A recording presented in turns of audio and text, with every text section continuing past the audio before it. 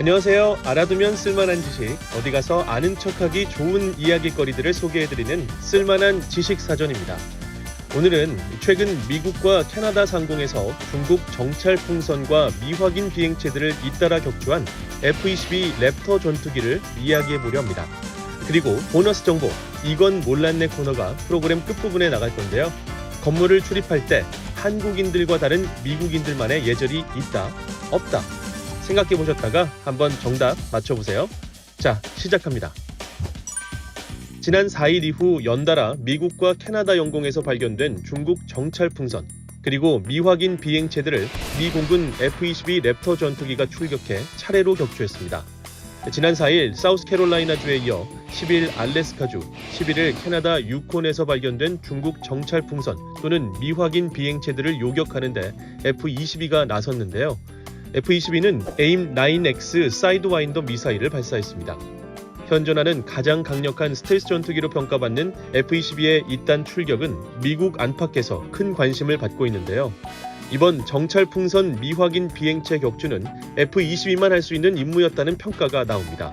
일반적인 전투기의 전술 기동이 거의 불가능한 약 5만 피트, 약 15,000m 가까운 상공에서 목표물을 요격하는 장면 때문이었습니다.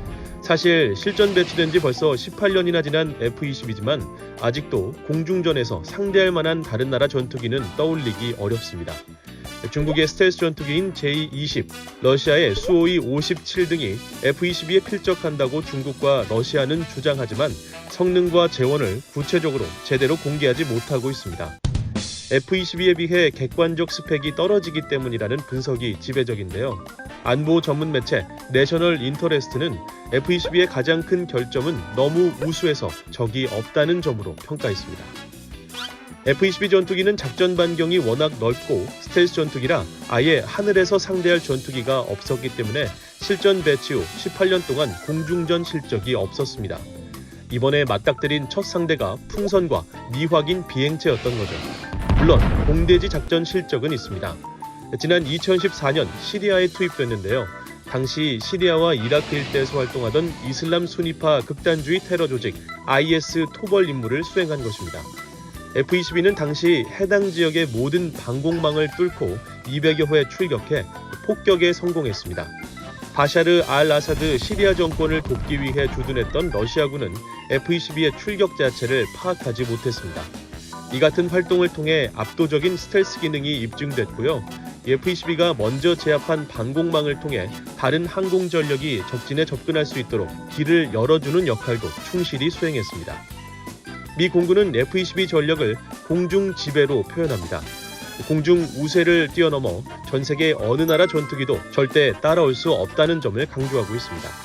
고작 풍선이나 미확인 비행체를 격추하는데 F-22를 출격시킨 것은 너무한 것 아니냐는 지적이 군사 전문가들 사이에서 나오기도 하는데요.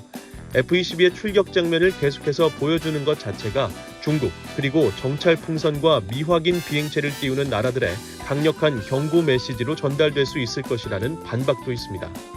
세계의 주요 지역에서 국지적 도발 행위나 갈등이 생길 때마다 미국이 항공모함 전단과 함께 F-22 출격 모습을 보여주는 것에도 이런 배경이 있습니다. F-22는 한국을 포함한 주요 국가로 판매가 진행 중인 F-35와 달리 너무 우수한 성능 때문에 미국 밖으로 수출이 금지되면서 생산 라인 또한 중단된 상태입니다. 2012년 미 공군의 마지막 인도분이 전달됐는데요. 미 공군은 앞으로 F-22를 대체할 차세대 주력 전투기를 개발하고 F-22는 퇴역시킬 것이라는 방침을 지난 2021년 발표했습니다. 자, 보너스 정보, 이건 몰랐네 시간입니다.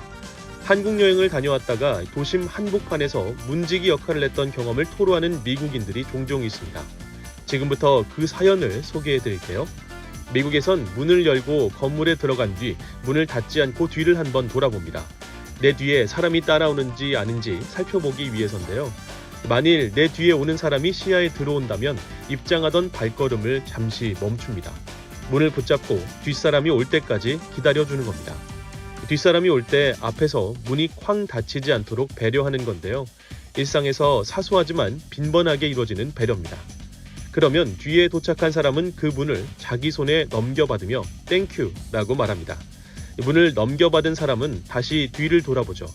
자기 뒤에 누군가 또 온다면 그 사람은 문을 붙잡은 채 다시 기다려주고요. 그 사람 앞에서 문이 닫히거나 그 사람이 문에 부딪히지 않도록 해줍니다. 뒤에 오는 사람이 아무도 없다면 문을 닫고 건물 안에 들어가는 겁니다. 한 미국인이 서울에 갔다가 미국에서 하던 방식 그대로 문을 붙잡고 있었는데요. 뒤에 오던 한국인들은 아무도 그 문을 자기 손에 넘겨받는 사람이 없었습니다. 저 미국 사람이 왜 문을 잡고 서 있을까라는 시선을 보내면서 줄줄이 건물 안에 그냥 들어갔습니다. 그래서 뒤에 따라오던 사람들이 모두 건물에 들어갈 때까지 하염없이 문을 붙잡고 서 있었다는 미국인의 웃픈 사연이었습니다. 자, 오늘 쓸만한 지식 사전은 여기까지고요. 다음 시간에 더 알찬 내용 가지고 찾아뵙겠습니다. 다음에 또 만나요.